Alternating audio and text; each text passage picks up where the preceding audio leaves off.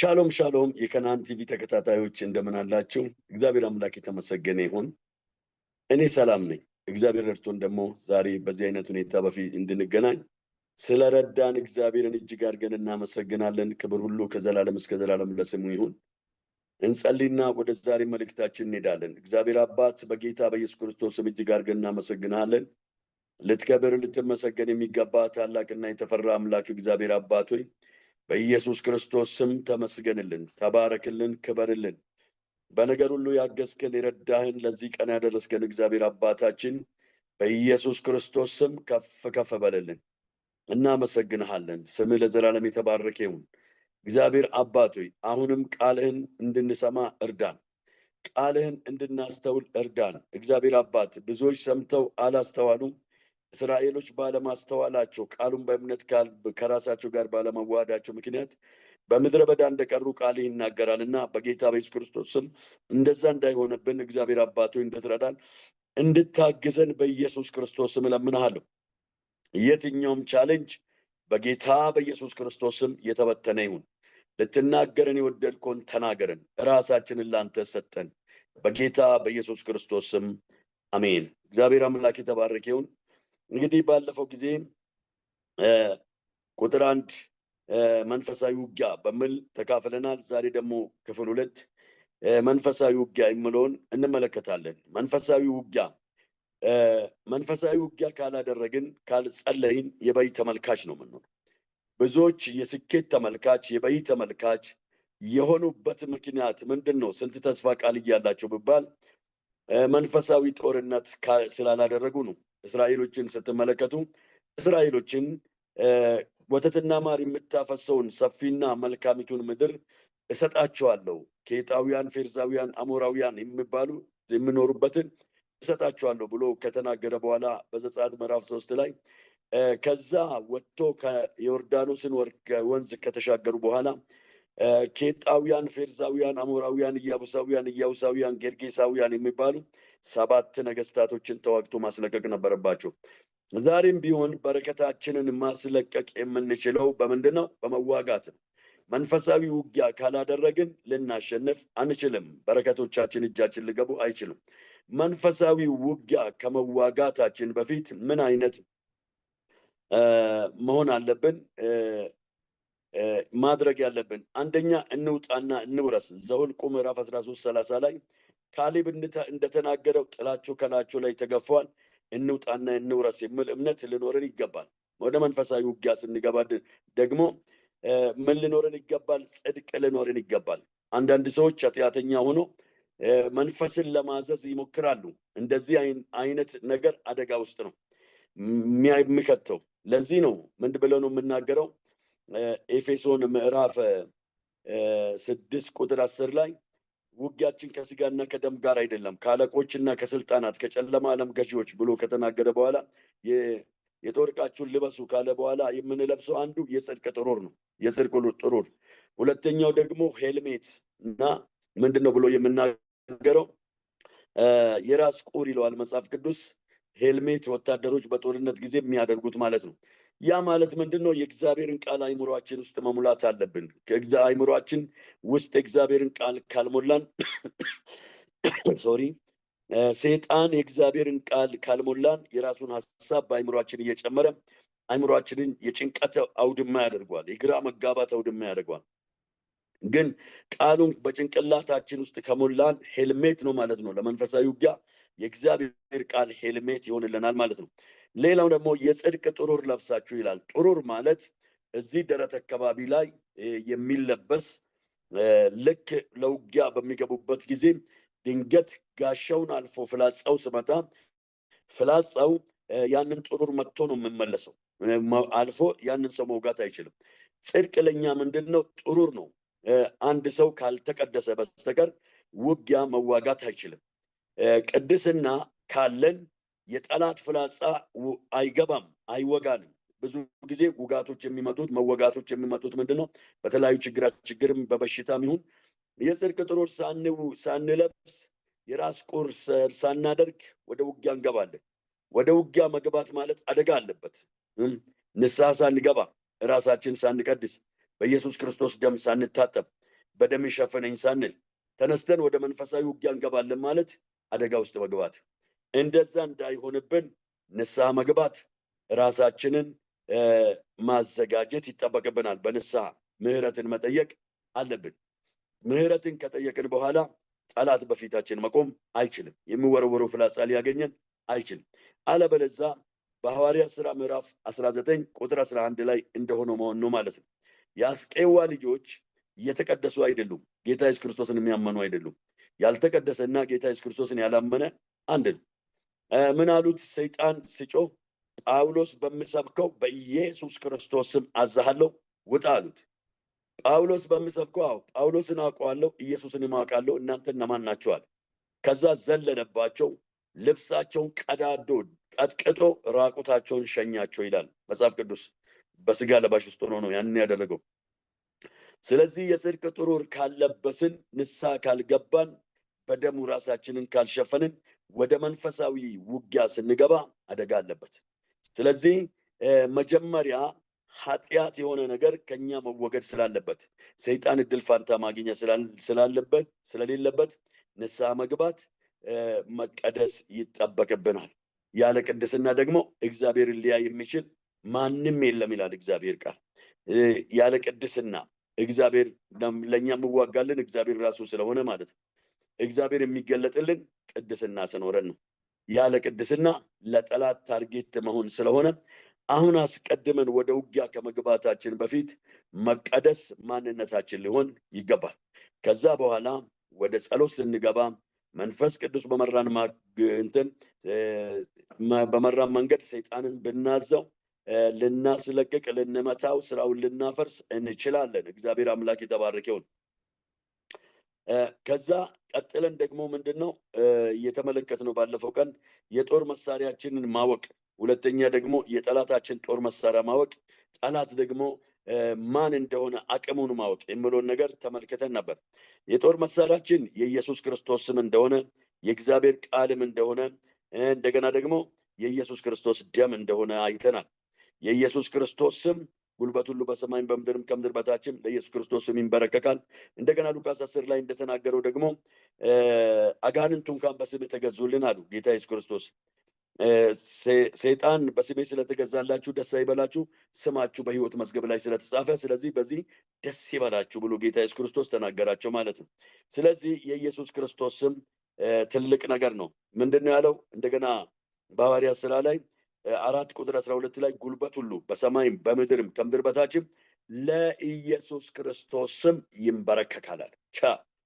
ወደደም ጠላም ለኢየሱስ ክርስቶስ ስም ይገዛል። ይህንን በሰፊው አይተናል።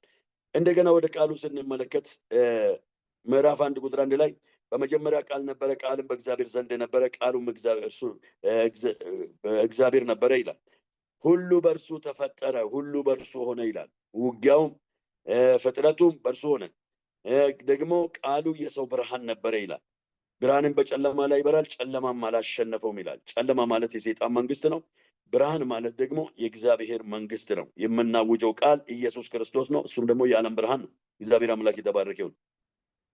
ኢየሱስ ክርስቶስ እንኳን በማቴዎስ ወንጌል ምዕራፍ 4 ላይ ወደ ምድረ በዳ ሄዶ ጾም ጸሎት በያዘ ጊዜ ፈታኝ ቀረበ ይላል።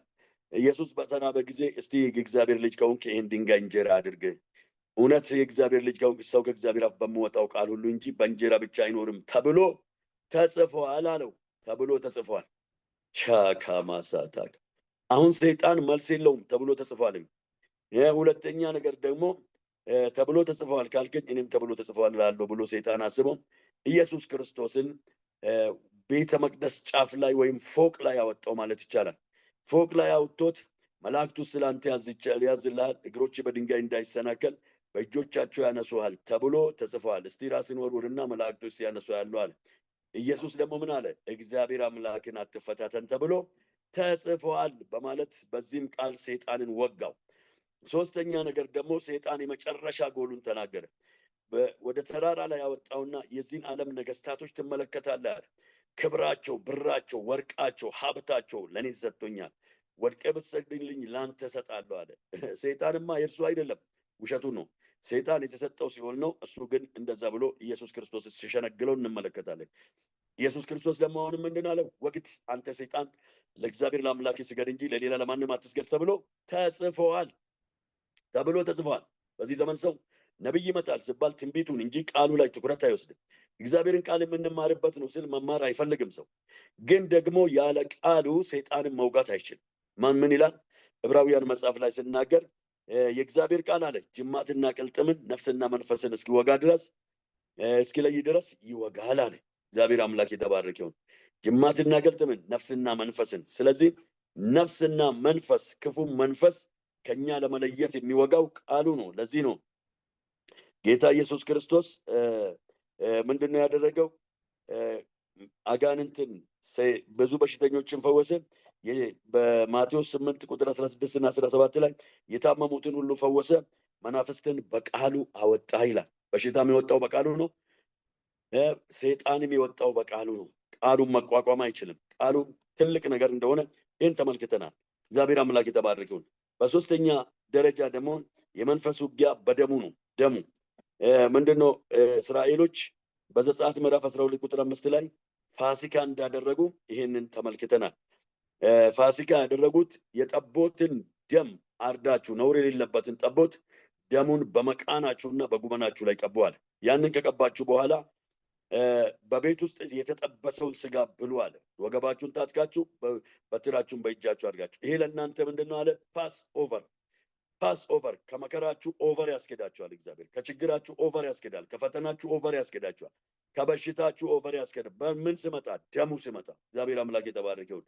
ስለዚህ በዚህ አይነት ሁኔታ በደሙ እንዴት ነፃ እንደወጡ ይናገራል። እስራኤሎች ከግብፅ እለቃለሁ ብሎ አልለቅም ያለው አባሮ ለቀቃቸው ይላል። አባሮ ይለቃቸዋል በጌታ በኢየሱስ ክርስቶስም። አለቅ ያለው የክፉ ኃይል አባሮ ይለቃቸዋል። ስለዚህ ማምለጥ ይሆንላቸዋል።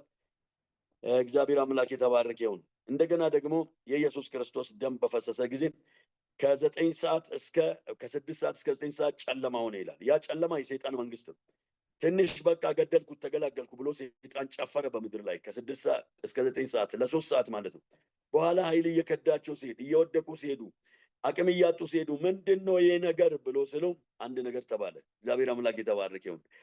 ይሄማ እንዲሆነው ኢየሱስ ክርስቶስ አሉ ሪፖርት ከጥልቅ ሲመጣ እዚህ ምድር ላይ የለበሰውን ስጋ ሳይሆን ክብሩን ለብሶ ሄዶ አይኖቹ የእሳት ነበልባል ፊቱ 7 እጥፍ እንደሚያበራ እግሮቹ የጋሉ ናስ ሆኖ ዲያብሎስን ከዙፋኑ ላይ ገልብጦት ጭንቅላቱ ላይ ቆሞ በዛ እሳት እግሩ ከአዳም ከሔዋን እጅ የነጠቀውን ቁልፍ ከእጁ ተረክቦታል ብሎ ሲናገሩ አሃ ለዚህ ነው ብሎ ጨለማ ለአንዴና ለመጨረሻ ጊዜ ተገፈፈ።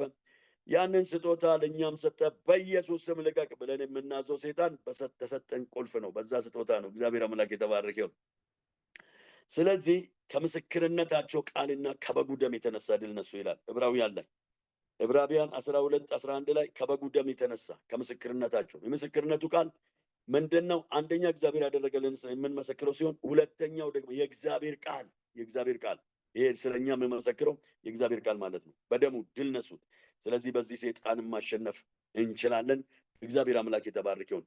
ሌላው ነገር ደግሞ በጾም ጸሎት፣ ሌላው ውጊያ ጾም ጸሎት። በዚህ ዘመን ጾም ጸሎት የማይታሰብ ነው እና ብዙ ሰዎች መጾም አይፈልጉም። ልክ ምግባቸውን ስተው የሚሞቱ ይመስላቸዋል። ያለ ጾም ግን ምንም የሚሆን ነገር የለም። በሁለተኛ ዜና ምዕራፍ 20 ላይ ከቁጥር 1 ጀምሮ ስትመለከቱ ንጉሥ ኢዮሳፍጥ ንጉሥ በነበረበት ጊዜ አሞናውያን፣ ምዑናውያን፣ የሴይር ተራራ ሰዎች የሶስት ጠገር ሕዝብ ተባብረው መጡ ይላል። ኢዮሳፍጥን ሊወጉ ልክ ተባብረው ሲመጡ ኢዮሳፍጥም ደግሞ ሰማ። ያንን ሰምቶ ፈራ ይላል። ከዛ በኋላ ጾም አወጀ ይላል። እነዚህ የሶስት ጠገር ሕዝቦችን ለመዋጋት ጾም አወጀ። ወደ እግዚአብሔርም ጸለየ። ይሄን ታላቅ ሕዝብ መቃወም አንችልም፣ አቅምና ችሎታም የለንም፣ ጦር መሳሪያውም የለንም። እግዚአብሔር ሆይ እነዚህን ሕዝቦች አባቶቻችን እንዲያጠፏቸው አዘ ነበር። እነሱ ግን ምሕረት አድርጎላቸው አለፏቸው። እነሱ ላደረጉላቸው በጎ ነገር ወሮታ ይመልሱልን ዘንድ መጥተዋል። ስለዚህ እንቃወማቸው ዘንድ እንቋቋማቸው ዘንድ አንችልም። ስለዚህ እግዚአብሔር ሆይ አትፈርድባቸውምን? የዓለም ነገስታቶች ባለቤት አንተ አይደለህምን? እግዚአብሔር አምላክ ከሰጠን ርስት ሊያወጡን መጥቷል ብሎ ሲጸልዩ እግዚአብሔር ወዲያው በነቢዩ በኩል መጣ። አንተም ንጉሡ ኢዮሳፍጥ እናንተም በይሁዳ በኢየሩሳሌም የምትኖሩ ስሙ፣ እናንተ በዚህ ሰልፍ የምትዋጉ አይደላችሁ፣ ሰልፉ የእግዚአብሔር ነው አለ። እኔ ወስጄዋለሁ አለ። ውጊያውን እኔ ወስጃለሁ። በምን አሳልፎ ስለሰጡት? በጾም ጸሎት አሳልፎ ስለሰጡት። ስለዚህ በጾም ጸሎት አሳልፎ መስጠት እግዚአብሔር ውጊያችሁን እንዲረከብ ያደርጋል። እና በዚህ ዘመን እንደነገርኳችሁ ሰው መጾም አይፈልግም። ጸሎትም ከጸሎት ይልቅ ቲክቶክን ያከብራል፣ ፌስቡክን ያከብራል። ስራ ጨርሶ ከገባ እግዚአብሔርን ቃል ላንብብ ልጸልይ አይደለም። ብጸልይም የግብር ይውጣ ነው። ለፌስቡክ እና ለቲክቶክ ለሚዲያ የሚሰጠውን ጊዜ ለጸሎትና ለእግዚአብሔር ቃል አይሰጥም። በዚህ ምክንያት በብዙ መከራና በብዙ ስቃይ በብዙ ግራ መጋባት ውስጥ አለ ትውልድ። ተሸውዷል ማለት ነው። ግን ያለ ጸሎት የሚሆን ነገር የለም። መንፈሳዊ ውጊያ ካላደረጉ ያለ ጾም የሚሆን ነገር የለም። እኛ በጣም በኢትዮጵያ ውስጥ የሚገርመው ነገር ማን እንደሰጠን አላውቅም። ልክ ጳጉሜ ከመጣ ለ5 ቀን ጾም ጸሎት ይዘን እንጸልይ ይባላል። ጾም ጸሎት ተይዞ ስጸለይ ልክ 2 ቀን ከተጾመ በኋላ ሰይጣን ሽው ያደርጋል። እንቁላል ፍርፍር፣ ዱለት ምናምን የተለያዩ ጥብስ ምናምን አምጥቶ ሽው ያደርጋል በአይን ውስጥ። እግዚአብሔር እንግዲህ ትመለከታለህ። ጥብስ ትዝ እያለኝ ምራቄን ጨርሻለሁ። ዱለት ትዝ እያለኝ ምራቄን እየዋጥኩ ጨረስኩ። እግዚአብሔር ሆይ እንግዲህ አሁን ጾም ጸሎቱን ነገ ቀጥልበታለሁ። አሁን በመካከል ላቋርጥ ነው። እችኑ ትንሿን ትልቅ አድርገህ ምናምን ይልና ሽው ብሎ ይሄዳል። ከበላ በኋላ ደግሞ ሰይጣን ይከሰዋል። አንተ ጾም ጸሎት በጾም ጊዜ ትበላለህ እንዴ ሆዳም ምናምን ይለዋል። እና በዚህ አይነት ነው ራሳችን የምንሸውደው። ያለ ጸሎትና ያለ ጾም ምንም የምታመጡት ነገር የለም። ምክንያቱም ትልቁ ነገር ጸሎት ነው። ጌታ ኢየሱስ ክርስቶስ ምን አለ? ወደ ፈተና እንዳትገቡ ትጉና ጸልዩ፣ እንደገና ደግሞ ትጉና ጸልዩ አለ። ከሚመጣው ክፉ ሁሉ ማምለጥ እንድትችሉ ትጉና ጸልዩ ብሏል። ጌታ ኢየሱስ ክርስቶስ አበክሮ ነግሮናል። ሳንጸልይ የመከራ አውሎ ነፋስ፣ የፈተና አውሎ ነፋስ መጥቶ ሲያናውጠን እንደ ፌስታል በአየር ለአየር ይዞን ሲሄድ እግዚአብሔር ሆይ ምን አድርጌ ነው ምን በድዬ ነው ምናምን የምንለው እግዚአብሔርማ ምንም አላደርገም። ፕሪንሲፕሉን ነግሮናል። ጠላቶቻችን የምናሸንፍበት መቼ ነው? መጾም መጸለይ የሚገባን ብላችሁ ብትሉ በምቹ ጊዜ፣ ምንም ፈተና ሳይኖር በዳና ጊዜ። እግዚአብሔር ይባረክ። ምን ይላል መጽሐፍ ቅዱስ? ጻድቅ በምቹ ጊዜ ምንም ፈተና ሳይኖር ወደ አንተ ይለምናል፣ የፈተና ጎርፍ በመጣ ጊዜ መንፈስ ቅዱስ ግድብ ይሰራበታል ይላል። ግድብ ይሰራበታል፣ ያመልጣል። መከራ ሲመጣብን አይደለም የምንጸልየው። መከራ ሳይመጣ አስቀድመን በጸሎት መንገዶቻቸውን መዝጋት አለብን። የክፉን መንገድ መዝጋት አለብን። አንድ ጊዜ ጎጃም ውስጥ ለአገልግሎት ሄድኩና በጣም ሰማዩ ነሐስ ምድሩ ብረት ነው። በጣም ተጨነቅኩ፣ በጣም ተቸገርኩ። በቃ እንዲህ አይነት ነገር ውስጥ መሆን አልችልምና በዚህን ጊዜ አንድ ነገር አደረኩ። በቃ ጸለይኩ እስኪደክመኝ ድረስ፣ አቅም እስካጣ፣ አቅም ከውስጤ እስኪያልቅ ድረስ እየተቃወምኩም እየጸለይኩም ስብርብር አደረኩና ድክም ስለኝ እዛው ተኛሁ። ከዛ መጣ የሆነ ጥቃት ሊያደርስብኝ የሆነ መንፈስ ሰራዊቱን ይዞ አይ አስቀድሞ በጸሎት ተሰርቷል ብሎ ሄደ። አስቀድማችሁ በጸሎት የሰራችሁት ከሚመጣው ሰይጣን ካዘጋጀው በጥልቅ ከተሰራው ዲዛይን ያስመልጣችሁ። በእናንተ ላይ ሊለቀቅ፣ በልጆቻችሁ ላይ ሊለቀቅ፣ በኢኮኖሚያችሁ ላይ ሊለቀቅ፣ በትዳራችሁ ላይ ሊለቀቅ ካለው ታመልጣላችሁ። ምን ካደረግን? አስቀድመን ከጸለይን። እግዚአብሔር አምላክ የተባረከ ይሁን። ስለዚህ አስቀድመን የምንጸልይ ሰዎች መሆን አለብን። ፊቱን የምንፈልግ ሰዎች መሆን አለብን። እግዚአብሔር ፊት የምንሆን ሰዎች መሆን አለብን። እግዚአብሔር አምላክ የተባረከ ይሁን። እንደዛ ከሆን እናመልጣለን፣ እናስመልጣለን። የጸለይንበት ሁሉ ይሆናል። እግዚአብሔር አምላክ የተባረከ ይሁን። ንጉሥ ኢዮሳፍጥ ታዲያ እዚህ ስፍራ ላይ ጾም ጸሎት አውጆ ሲጸልይ ውጊያው እኔ ነው አለ። እግዚአብሔር እኔ ተረክቤያለሁ አለ። በጾም ጸሎት አሳልፋችሁ የሰጣችሁኝን ከእናንተ እጅ ወስጄዋለሁ አለ። እኔ እዋጋለሁ፣ እናንተ ወደዛ ሂዱና ነገ ትመለከታላችሁ አለ። ታዩታላችሁ፣ ታዩታላችሁ፣ በዛ በሄዳችሁበት ትመለከቱታላችሁ አለ። ከዛ በዛ ስፍራ ላይ ወጡ፣ ሄዱ ማለት ነው። እዛ ስፍራ ላይ ሲወጡ በዚያም በዛም ከበባ ለማድረግ ሞከሩ። እነዚህ ንጉሱ ደግሞ በእግዚአብሔር እመኑ፣ በነቢያቱ እመኑ፣ ነገሩ ይሰላላችኋል ብሎ ከተናገረ በኋላ ከዛ በዝማሬ ወደፊት መጓዝ ጀመሩ ማለት ነው። ምሕረቱ ለዘላለም ነውና እግዚአብሔርን አመስግኑ። ምሕረቱን እያወጁ እያመሰገኑ ከዛ እግዚአብሔር ድብቅ ጦርን አመጣ፣ ጠላቶቻቸው ተመቱ ይላል። ልክ አጠገባቸው ሲደርሱ ያ ሁሉ እንደዛ የከበባቸው ጠላት አልቆ ምድሪቱ በሬሳ ተሞልታ ነበር። አንድ ሰው ቀስት ሳይወረውር አንድ ወታደር ተወግቶ ሳይሞትባቸው ምርኮ መበዝበዝ ጀመሩ። ምርኮ መሰብሰብ እስከ 3 ቀን ድረስ ምርኮ ሲሰበስቡ ነበር። እንደገና ወደ በረከት ሸለቆ ገብቶ እግዚአብሔርን አመስግኖ ምርኳቸውን ጭኖ ወደሚሄዱበት ሄዱ ማለት ነው። ይሄን ያደረገው ጾም ጸሎት ነው። እኛም ደግሞ መጾም መጸለይ ይጠበቅብናል። እግዚአብሔር አምላክ ስሙ ለዘላለም የተባረከ ይሁን። እንዲሁም በመጽሐፍ ቅዱሳችን ላይ በትንቢተ ዳንኤል ላይ ዳንኤል ምዕራፍ 9 ላይ ዳንኤል አንድ እርምጃ ወሰደ። በካላዳውያን መንግስት ላይ በነገሰ ከሜዶን ዘር በነበረው በሻዊ ልጅ በዳሪዮስ በመጀመሪያው ዓመት በነገሰ የመጀመሪያው ዓመት እኔ ዳንኤል የኢየሩሳሌም መፍረስ የሚፈጸምበት 70 ዓመት እግዚአብሔር በቃሉ ለነቢዩ ለኤርምያስ የተናገረውን የዓመቱን ቁጥር በመጽሐፍ አስተዋልኩ። ማቅ ለብሼ በአመድም ላይ ሆኜ ስጾም እጸልይና እለምን ዘንድ ፊቴን ወደ ጌታ ወደ አምላክ አቀናሁ አለ። እጾም እጸልይ ዘንድ ምንድነው? ማቅ ለብሼ። ማቅ ያዘን ልብስ ነው። አመድ በላይ ላይ ነስንሼ አለ። አመድ በራው ላይ ነስንሶ በእግዚአብሔር ፊት ራሱን አዋርዶ ንጉስ ነው። እኔ አሁን ንግስናዬን ክብሬን ቅባቴን ተቀብቼ ዘና የምልበት ጊዜ አይደለም አለ። ለህዝቤ እስክትፈርድ የተናገርከው ትንቢት እስኪፈጸም ከባቢሎን ህይወት እንዲወጡ ህዝቤ እንዲወጡ። ባቢሎን ማለት ድብልቅልቅ ማለት፣ ከድብልቅልቅ ህይወት እንዲወጡ እግዚአብሔር አምላክ ብሎ ወደ እግዚአብሔር መናዘዝ ጀመረው። ወደ አምላክም ወደ እግዚአብሔር ጸለይኩ፣ ተናዝዤም እንዲህ አልኩ አለ። በንስሐ ነው የጀመረው። ጌታዊ ከሚወዱና ትእዛዝን ከሚፈጽሙ ጋር ቃል ኪዳንና ምሕረትን የምትጠብቅ ታላቅና የምታስፈራ አምላክ ሆይ ኃጢአትን ሰርተናል፣ በድለናል፣ ክፋትንም አድርገናል፣ አመፀናል፣ ከትእዛዝም ከፍርድ ፈቀቅ ብለናል። በስሜም ለነገስታቶቻችን፣ ለአለቆቻችን፣ ለአባቶቻችን፣ ለአገሩ ህዝብ ሁሉ የተናገሩትን ባሪያዎችን ነቢያትን አልሰማንም። ጌታ ሆይ ጽድቅ ለአንተ ነው። እንደ ዛሬም ለእኛ ለይሁዳ ሰዎች በኢየሩሳሌም ለሚቀመጡ ለእስራኤልም ሁሉ በቅርብና በሩቅ ላሉት አንተን በበደሉበት በበደላቸው ምክንያት በበተንክበት ሀገር ሁሉ የፊት እፍረት ነው። አፍረን ነው የምንኖረው አለ። ጌታ ሆይ በአንተ ላይ ኃጢአትን ስለሰራን ለእኛና ለነገስታቶቻችን፣ ለአለቆቻችን፣ ለአባቶቻችን የፊት እፍረት ነው አለ።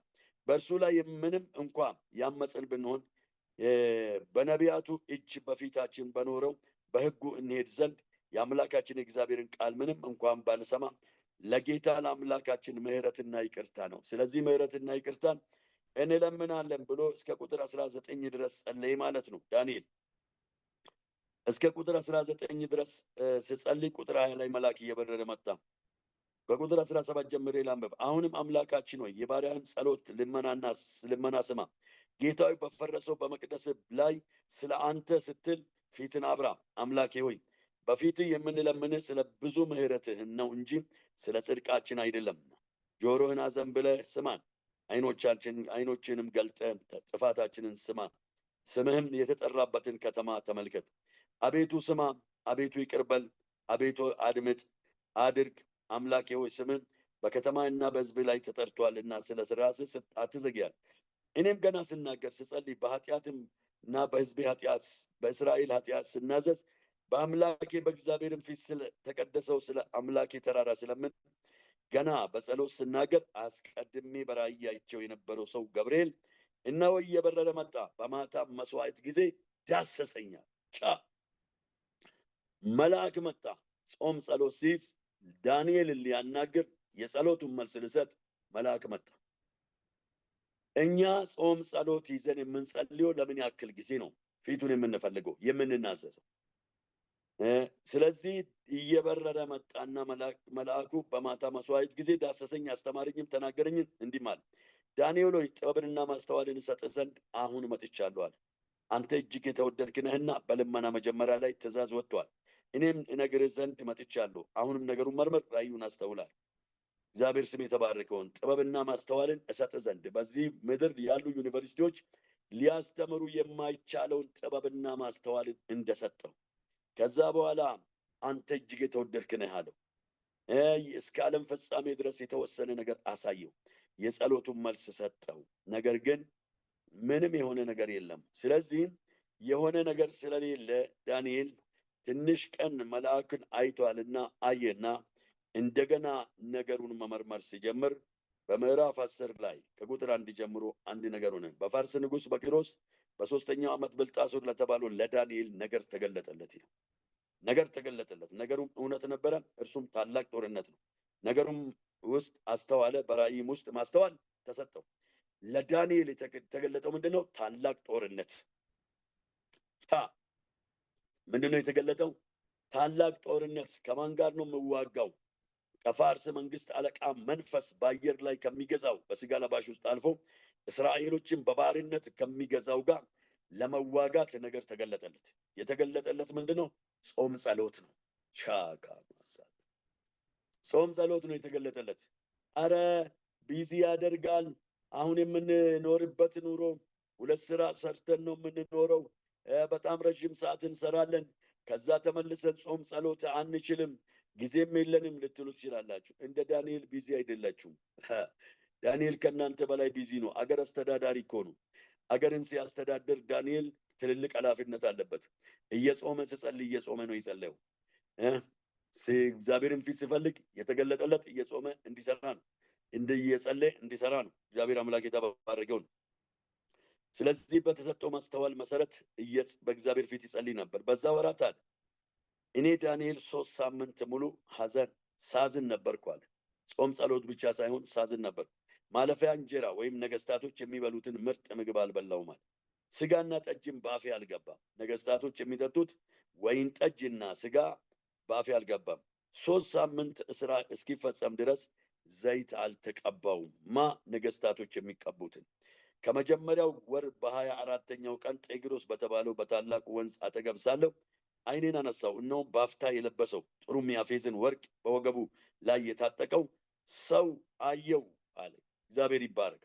ከ21 ቀን ጾም ጸሎት በኋላ መልሱ መጣለት። የመጣለት ደግሞ እየበረረ የመጣ መልአክ ነው።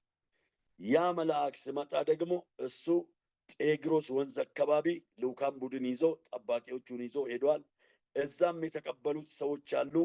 እንደዛ ሆኖ ሳለ ዳንኤል ምን ተፈጠረ ብትሉ ልክ ያ መልአክ ሲመጣ፣ ክብርን የለበሰ መልአክ ከሰማይ ሲመጣ መልአኩን ሳያዩት እንደው ከሱም ጋር ያሉትም እዛ የተቀበሉትም ጠባቂዎቹም ጽኑ መንቀጥቀጥ፣ ድንጋጤ ወደቀባቸው፣ ፍርሃት ወደቀባቸው። ከዛ አካባቢ ዳንኤልን ለብቻው ጥሎ ሸሹ ማለት ነው። ሮጡ፣ ዳንኤልን ጥለው ሸሹ። ዳንኤልን ጥለው ዳንኤል ብቻዬን ራእዩን አየሁ ይላል። ታዲያ ራእዩን ሲያይ እንዲህ አለው፣ አንተ እጅግ የተወደድክ ሰው ሆይ ገና ልመናህን ከመጀመሪ በፊት እጸልያለሁ ብለህ በልቤ ስታስብ ይላል በአዲሱ ትርጉም ላይ፣ ያኔ እኔ ተልኬያለሁ። ግን የፋርስ መንግስት አለቃ መንፈስ 21 ቀን ተቋቋሚ። አንተ እዚህ ጸሎትን ስታበዛ፣ ውጊያን ስታበዛ ከሰማይ አለ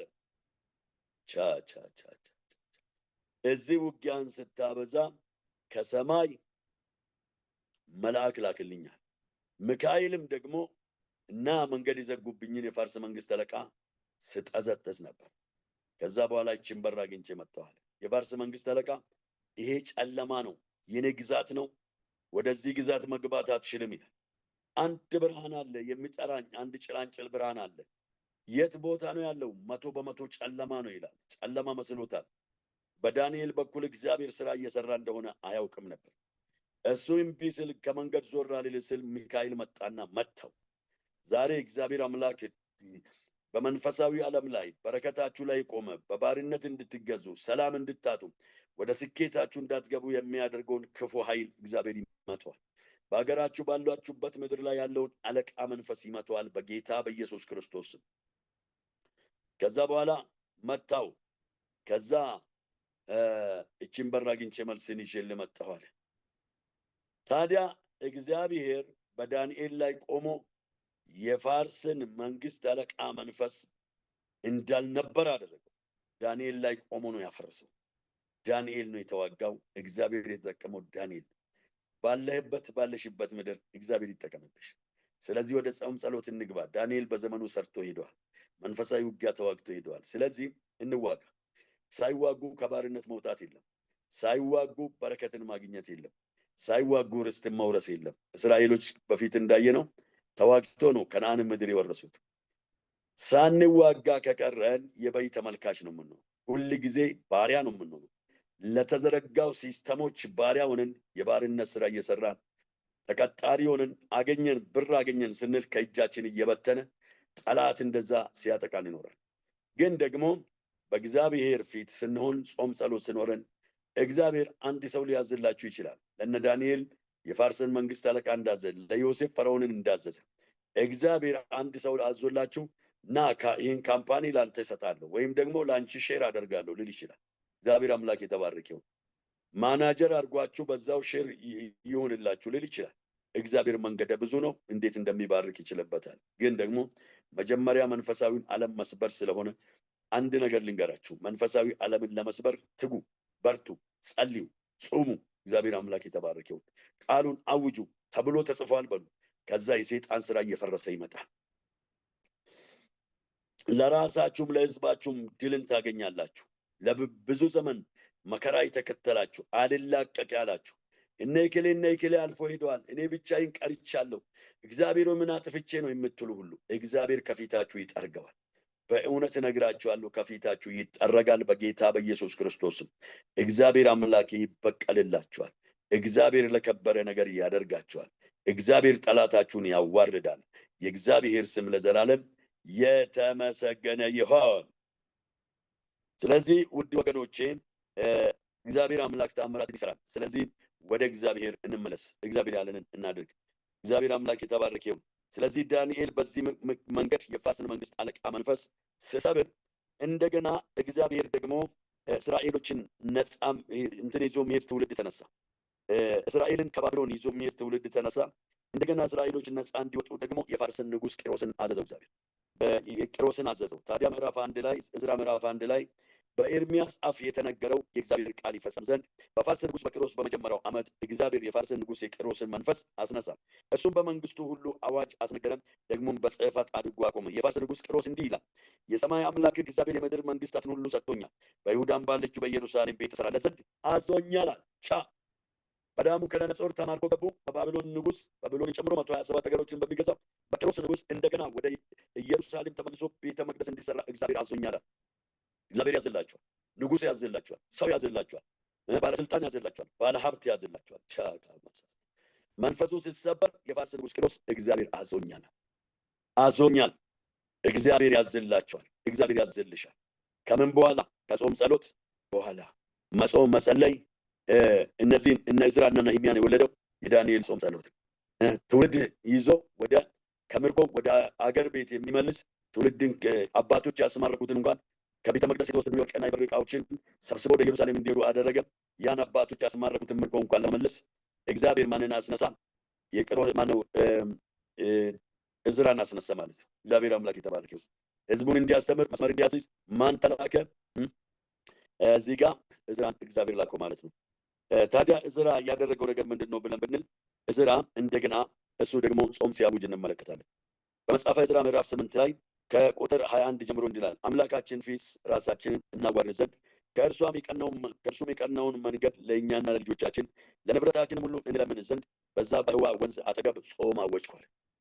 ጾም ማለት ደግሞ ጸሎት ነው። ጾም ማለት እጅ መስጠት ነው። ጾም አወጅ፣ እኔ ተሸናፊ ነኝ አንተ ስራ ማለት ነው፣ ለእግዚአብሔር ማስረከብ። ስለዚህ አሁንም እሱ ጾም አውጆ ነው ምን ያደረገው? ወደ መንፈሳዊ ውጊያ የገባው። ለመንገዳችን አለ፣ ለንብረታችን አለ፣ ለልጆቻችን አለ። እግዚአብሔር አምላክ የተባረከ ይሁን። ለንብረታችን ሁሉ በእግዚአብሔር ፊት ጥበቃን ለማግኘት ከለላን ለማግኘት። ስለዚህ ለንብረታችሁ ለተፈጠረላችሁ በረከት እስካሁን እጃችሁ ላልገባው በመንፈሳዊ ዓለም ሰይጣን ለቀማው ማስመለሻው ጾም ጸሎት ነው። የተያዘባችሁ በረከት፣ የተያዘባችሁ እድገት፣ የተያዘባችሁ ስኬት ማስለቀቂያው ጾም ጸሎት። ስለዚህ ጾምን አወጅኳል።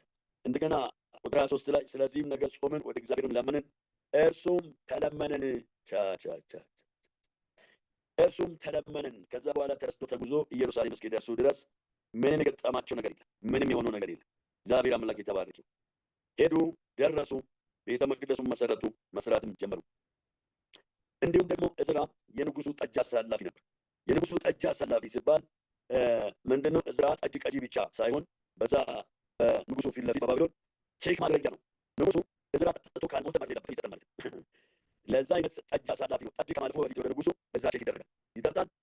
እዝራ ካልሞተ ወይም ካልታመመ ቀጥሎ ያሉት ከሱ የቀረውን ወይን ጠጅ እሱ ይጠጣል ማለት ነው። እንደዛ ነበር ይኖር ነበር። ታዲያ የእዝራ ምንድን ነው ያደረገው ብላችሁ ብትሉ ምዕራፍ 1 ቁጥር 4 ላይ ስለ ከቁጥር 1 ጀምሮ ስለ ከኢየሩሳሌም የመጣ ሰው ነበርና እንዴት ነች ኢየሩሳሌም እንዴት ነው ስል ከተማዋም ፈራርሳለች፣ ቅጥሩም ፈርሷል፣ በጣም መሳለቂያ ሆነናል፣ መሰደቢያ ሆነናል። በቃ ትልቅ ስድብ ውስጥ ነው ያሉት የእስራኤል ህዝቦች አሉ። ከዛ በኋላ ይህን በሰማው ጊዜ ምዕራፍ 1 ቁጥር 4 ላይ ይህን ቃል በሰማው ጊዜ ተቀምጬ ያለቀስኩ፣ አያሌ ቀንም አዝን ነበር፣ በሰማይ አምላክ ፊት እጾምና እጸልይ ነበር ይላል። እጾምና እጸልይ ነበር። እኛ ጾም በቤተ ክርስቲያን ቀርቷል። በዚህ ሰዓት ጸሎትም ቀርቷል። ጸሎት የፋራ ሆኗል። የማይጸልይ ነው እንጂ ፋራ፣ የሚጸልይ ፋራ አይደለም። የማይጸልይ ፋራ ነው። ፋራውን ደግሞ ፈተና በመጣ ጊዜ እየረገጠ እየጠረገ ይዞት ይሄዳል። ደግሞ ፋራ ያልሆነው ደግሞ ይጸልይና ያ መከራ ሲመጣ እሱን አልፎት ይሄዳል። እግዚአብሔር ይባረክ።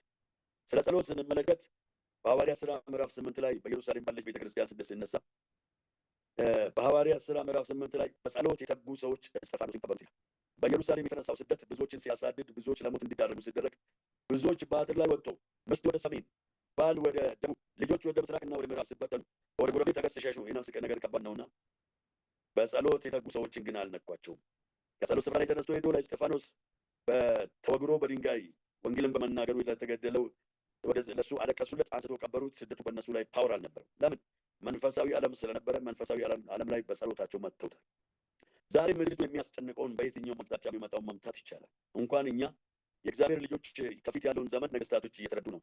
በዚህ ዘመን መለወጫ ላይ ሰሞኑን የጣሊያን ጠቅላይ ሚኒስትር ነች ፕሬዝዳንት ያቺ ሴት ንግግር ታደርግ ነበርና ዩቱብ ላይ ይጠፋ ፈልጋችሁ ይሁን እንግዲህ አንድ ሰርፕራይዝ አንድ ነገር ነግራችኋለሁ አለች። ያለፈው ዓመት ላይ ከፍተኛ መከራዎች ነበሩ በዓለም ላይ። አሁንም ደግሞ አንድ ነገር ነግራችኋለሁ፣ በሚቀጥሉትም ከዚህ የባሰ መከራ ስለሚመጣ ተዘጋጁ አለች። ለምን? ዘመኑ የመጨረሻ ነው። ስለዚህ ልመጣ ካለው መከራ ሁሉ ለማምለጥ ማድረግ ያለብን ነገር መጸለይ፣ የእግዚአብሔርን ፊት መፈለግ፣ መጾም። ይሄ ያስመልጣል። ያመነ ሰው ምን ይበል? ስለዚህ እነዚህ ጸልዩ ከባርነት አመለጡ፣ ጾሞ ከባርነት አመለጡ። እኛም ማናመልጥበት ምክንያት አለ። ስለዚህ ወደ ጾም ጸሎት እንመለስ፣ ወደ ቃሉ እንመለስ። ከዛ ውጪ ከፊት የሚመጣው መከራ ማምለጥ ያቅተናል። ኮሮናን የመሳሰሉ ከዛም የበለጡ ብዙ ነገሮች ይመጣሉና ከዛ ማምለጥ የምንችለው ዛሬ ስንጸልይ፣ በምቹ ጊዜ ምንም ሳይኖር ስንጾም ስንጸልይ፣ ያኔ በመጣ ጊዜ እኛን ያልፈናል።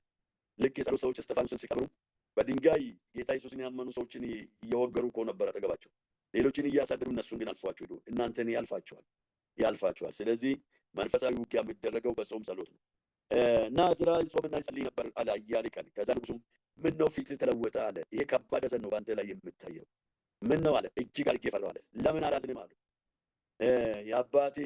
የአባቶቼ መቃብር ያሉባት ከተማ ኢየሩሳሌም ፈራርሳ እንዴት ቅጥሯ ፈርሶ እንዴት አላዝንም አሉ። ከዛ መሄድ ትፈልጋለህ አለኝ አለ። አዎ ይፈልጋለሁ። ቅጥሩ ለመስራት ትፈልጋለህ? አዎ። እስከ መቼ ትመለሳለህ? ስራውን ሲጨርስ ቀን ቀጠረለት። የሚያስፈልገውን በአዲስ ሰጠው፣ ላከው። በምንድን ነው የተሰራው? በጾም ጸሎት። በጾም ጸሎት ካልሆነ በስተቀር የሚሰራ ነገር የለም። ስለዚህ ራሳችንን አንሸውድ። እንደው በቃ ከላይ ክርስትና ይሉ ጌታ ኢየሱስ ክርስቶስ ያለው ምንድነው? አሳን ለማጥመድ ወደ ጥልቁ ፈቀቅ በሉ እንዳለ በጸሎትም ወደ ዲፕ መሄድ ነው፣ ወደ ጥልቅ ፈቀቅ ማለት ነው። ከዳር ስታንቦጫርቁ በእናንተ ሀገር አሁን ያላችሁበት ሀገር ይኑር አይኑር አላውቅም፣ ዳር ላይ ትላትሎች አሉ። በተለይ አንቂት የሚባል ከብቶቹ አስጠጡ ጠጥቶ ደማቸውን ጠጥቶ ጉሮሮቸውን ዘግቶ የሚገላቸው አለ፣ ቶሎ ብሎ መድኃኒት ካልሰጡ እና እንደዛ አይነት ተጣብቆ በውጪ በኩልም ሰውነት የሚታጠብ ብሎ ሰዎች ሲሄዱ ተጣብቆባቸው ደማቸውን ይጠጣል። በውጪ ቆዳቸው ላይ ተጣብቆ ማለት ነው። እንደዛ ደም ጠጪ ነገር ያለው ከዳር ማንቦጫረቅ ላይ ትላትል አለ፣ የሆነ የሚጎዱ መናፍስቶች አሉ። ወደ ጥልቁ ፈቀቅ ስትሉ ግን አሳ ብቻ ነው ያለው፣ እዛ መሄድ አይችልም።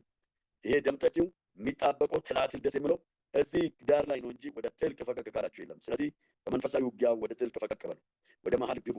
እግዚአብሔር ለተአምራት ያደርጋቸዋል፣ ለክብሩ ያደርጋቸዋል። እግዚአብሔር አምላክ እየተባረከ ይሁን። ስለዚህ ወገኖች ጾም ጸሎት መንፈሳዊ ውጊያ ማድረጊያ ነው። ስለዚህ መንፈሳዊ ውጊያን በዚህ አይነት መልክ እንዋጋ እና ጸሎት እንግዲህ እየሰሩ መጸለይ ይቻላል። እንደ ዳንኤል ዕዝራም እየሰራ ነው የጸለየው። አያሌ ቀን ጾም ጸልይ ነበር ስል ባለዘግቶ አይደለም፣ እየሰራ ነው የጸለየው። ዕዝራም እየሰራ ነው የጸለየው። ጸሎታቸውን እየሰራችሁ ጸለያችሁ አልቀበልም አለም እግዚአብሔር። የኛም ስራ ከዚህ አይበልጥም። ስለዚህ ጾመን መጸለይ እንችላለን። መድረስ የሚገባን ከፍታ ላይ መድረስ እንችላለን። ጌታ ኢየሱስ ለዘላለም የተባረከ ይሁን።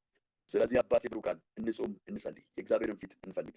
ይህ ዘመን ዝም የምንልበት አይደለም። አንደኛ ትውልድ እየጠፋ ነው፣ አውሬ እየበላ ነው። በየዓመቱ ስንት ህዝብ በጦርነት በበሽታ በአክሲደንት ወደ ሲኦል ይሄዳል።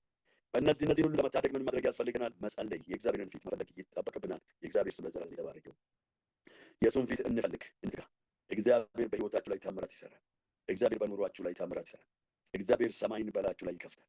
እግዚአብሔር አባት ይጎበኛችኋል። ጌታ ኢየሱስ ክርስቶስ ለዘላለም የተባረከ ይሁን። የአባት ይባርካል። ስለዚህ እንትጋ፣ ወደ መንፈሳዊ ውጊያ እንግባ። ይሄ የዳር ክርስትና ከላይ ዳግማዊ ኦርቴማውን ዳግማዊ ኦርቶዶክስ ይሄ ሰንበት እየሄዱ መሳለም እሑድ እሑድ መሳለም ያብቃ። የመሳለም ክርስትና ያብቃ። በየዕለቱ እግዚአብሔር መፈለግ የዕለት ዕለት ነው። መንፈሳዊ ውጊያ የዕለት ዕለት ነው። የቀኑ ክፋትም እናንተን ለማጥቃት ልጆቻችሁን ለማጥቃት የተለያዩ ችግሮችን አክሲደንቶችን ለማድረስ ወጥቶ የሚዋጋው ዕለት ዕለት ስለሆነ በየዕለቱ ስንጸልይ ራሳችንን፣ ቤተሰባችንን፣ ሌላውንም ህዝብ እናድናለን። ካልጸለይን ግን መጫወቻ ነው ወገኖች፣ መጫወቻ ነው። ካልጾማችሁ ካልተዋጋችሁ መንፈሳዊ ውጊያ የበይ ተመልካች ትሆናላችሁ። የስኬታማ ሰዎች ተመልካች ትሆናላችሁ። የጤናማ ሰዎች ተመልካች ትሆናላችሁ። ምን አለበት እንደዚህ ሰው ጤነኛ ቢያደርገኝ፣ ምን አለበት እንደሷ ስኬት ብሰጠኝ፣ ምን አለበት እንደሱ ምናምን እያሉ ብቻ መኖር የምኞት ህይወት። ከጸለይን ግን ለእኛም የተፈጠረልን በረከት አለ። መንፈሳዊ ዓለም ላይ የተያዘ ያን መንፈሳዊ ዓለም ይከፋል። እቺ ዓለም በመንፈሳዊ ዓለም ስር ነው የምትተዳደረው። መንፈሳዊ ዓለምን በአይን አይታይም እንጂ በአምስቱ ስሜት ሕዋሳት አይዳሰስም እንጂ ዓለም ይህም ዓለም አለ። ስለዚህ ምን ማድረግ ነው ያለብን? መትጋት፣ የእግዚአብሔርን ፊት መፈለግ።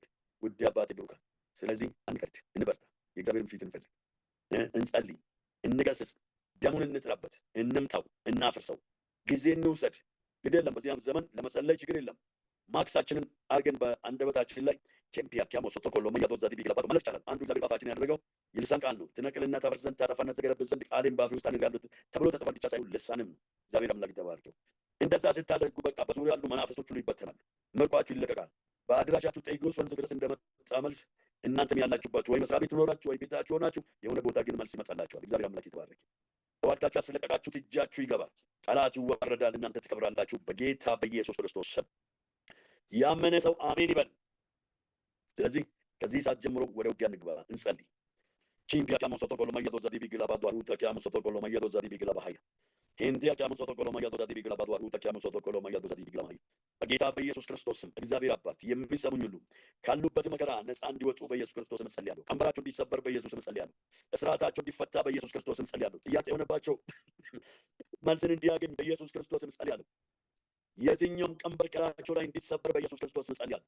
ዘመን ያስቆጠረ መከራ በምስጢር የሚሄድ መንፈሳዊ ዓለም ላይ ሆነ ኢኮኖሚያቸውን አታክ የሚያደርግ፣ ጤናቸውን አታክ የሚያደርግ፣ ስኬታቸውን አታክ የሚያደርግ፣ ከፍታቸውን የያዘ ዛሬ በኢየሱስ ክርስቶስ ስም የተመታ ይሁን። ከወጣበት ከፍታ ላይ ፈጠፈጠዋለሁ፣ እወርውረዋለሁ፣ እሳት እለቅበታለሁ በጌታ በኢየሱስ ስም። በእግዚአብሔር እሳት የተበላው በኢየሱስ ስም ይመታ። በክርስቶስ ኢየሱስ ደም እየተመታ ይሁን። በኢየሱስ ክርስቶስ ደም ይፈርስ ይሁን። በኢየሱስ ክርስቶስ ደም ይፈርስ ይሁን። ትነቅልና ታፈርስ ዘንድ ታጠፋና ትገለብጥ ዘንድ ትሰራና ትተክል ዘንድ ቃሌን በአፍ ውስጥ አኑሬአለሁ ተብሎ እንደተጻፈ ለወገኖቼ የማይመች ነገር ሁሉ በኢየሱስ ስም የተነቀለ ይሁን። በኢየሱስ ስም የፈረሰ ይሁን። በኢየሱስ ክርስቶስ ስም ደም ነበር ይሁን። ትነቅልና ታፈርስ ታጠፋና ትገለብጥ ዘንድ ይጥፋ በኢየሱስ ስም። የሚገለበጠው ይገለበጥ፣ የሚፈርሰው ይፍረስ፣ የሚሰራው ይሰራ፣ የሚተከለው ይተከል፣ ጤንነታቸው ይተከል፣ ስኬታቸው ይተከል። በጌታ በኢየሱስ ክርስቶስ ስም ዘመን ያስቆጠረ የጨለማ አሰራር ለዘላለም ከዙሪያቸው እንዲበተን እጸልያለሁ። እጅ እንዲረዳቸው በኢየሱስ ክርስቶስ ስም ጸልያለሁ። መጎብኘት እንዲሆንላቸው በኢየሱስ ክርስቶስ ስም ጸልያለሁ። ለአንተ ለታመንኩ ጌታ አሳልፌ ሰጠው። ስለ ሁሉ ነገር ስም ለዘላለም የተባረከ ይሁን። እናከብርሃለን፣ እናመሰግንሃለን። ክብር ሁሉ ከዘላለም እስከ ዘላለም ለአንተ ይሁን። አንዱ መንፈሳዊ ውጊያ ምስጋና ነው። ምስጋና እግዚአብሔርን ማመስገን። ጳውሎስና ሲላስ በሐዋርያት ሥራ ምዕራፍ 16 ላይ እስር ቤት በገቡ ጊዜ እየጸለዩ በዜማ እግዚአብሔርን ያመሰግኑ ነበር ይላል። ምዕራፍ 16 ቁጥር 5 ጀምራችሁ ትመለከቱ። እያመሰገኑ እየጸለዩ እያመሰገኑ ረሱት። እስራታቸውን የተደበደቡት ደማቸውን በላያቸው ላይ የሚፈሰውን የተፈረካከቱትን ሁሉ ረስተውታል። በምንድን ነው የረሱት? የእግዚአብሔር መገኘት በሙላት በእነሱ ላይ ሆነ። የእግዚአብሔር ፕሬዘንስ በላያቸው ላይ ሆነ። ስለዚህ ረሱት፣ በቃ ረስተውት እንደዛው እስከ መንፈቅ ሌሊት 9 ሰዓት ነው ተይዞ ወደ ቤት እስከ ሚድናይት ድረስ እግዚአብሔር በዜማ ሲያመሰግኑ ነበር። ሚድናይት ላይ እግዚአብሔር ማታ የወይኑ መሰረት አናወጠ፣ የሁሉ መሰረት ፈታ፣ ተዘግቶ የነበረው በር ተከፈተ። ቻካማስ ዛሬ የተዘጋው በር ላይ ከፈተ። በጌታ ኢየሱስ ክርስቶስ እስራታችሁ ይሰበር። በጌታ ኢየሱስ እናንተ ብቻ ሳይሆን በዙሪያችሁ ያሉ ጌታን ያላገኙ እንኳን ለዘመናት የታሰሩ በእናንተ ምክንያት በኢየሱስ ክርስቶስ መፈታት ይሁንላቸው። ሰማይ በላያቸው ላይ ይከፈት በኢየሱስ ክርስቶስ ስም። ዛሬ ጉብኝት ይሁንላቸው። የሚፈቱ መላእክቶች፣ የሚዋጉላችሁ መላእክቶች ይላኩላችሁ። ለዳንኤል መልአክ እንደተላከ በጌታ በኢየሱስ ስም ለእያንዳንዳችሁ መላእክቶች ይላኩ። የሰማይ መልአክ ይላክ፣ የሚጎበኛችሁ መልአክ ይላክ፣ የሚዋጋላችሁ መልአክ ይላክ። በኢየሱስ ክርስቶስ ስም ጸልያለሁ። ይሄ ሁሉ ስለሆነ አመሰግናለሁ በጌታ በኢየሱስ ክርስቶስ ስም። አሜን፣ አሜን፣ አሜን። ጌታ ኢየሱስ ክርስቶስ ዘመናችሁን ይባርክ። ተባርካችሁ ለበረከቱ ነው። እግዚአብሔር ከእናንተ ጋር ይሁን። ደግሞ እንቀጥላለን በጊዜ